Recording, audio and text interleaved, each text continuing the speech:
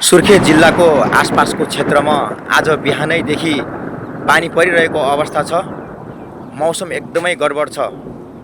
यति बेला चट्याङ पर्ने सम्भावना रहेको हुँदा सबैलाई सचेत र सुरक्षित रहन म आग्रह गर्दछु। सुर्खेतको भेरीगङ्गा एरियामा एकदमै मौसम कालो छ, पानी परिरहेको छ। यतातिर सबैले खेत पनि जोतिसकेका छन्, मकै पनि छरिसकेका छन् र अब लगत्तै बिउ राख्ने तयारीमा छन्।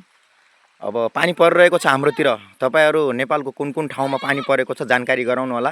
त्यतातिर पानी परेको छ कि छैन र त्यसका साथै यता बिजुली बत्ती पनि छैन। बेला बेलामा आउने गर्थ्यो, आज बिजुली बत्ती पनि छैन। त्यसको पनि एकदमै समस्या छ।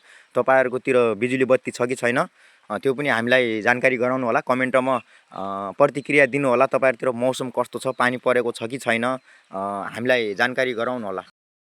जल तथा मौसम विभागका अनुसार यो भदौसम्म निरन्तर पानी परिरहने जानकारी आएको छ। पानी परेकै राम्रो हो, खेतीबाली पनि राम्रो हुन्छ। यतातिर सबैले अब बिउ राख्ने तयारीमा छन्। तपाईहरुतिर पानी परेको छ कि छैन र यति बेला यो बर्खाको समयमा एकदमै सुरक्षित रहनु होला। चट्याङ पर्ने सम्भावना हुन्छ। घरदेखि धेरै बाहिर ननिस्किनु होला भन्ने जानकारी गराउँदछु। यो मौसमका कारणले पनि यस्तो हुन सक्छ। मौसम एकदमै राम्रो छ, पानी परिरहेको छ।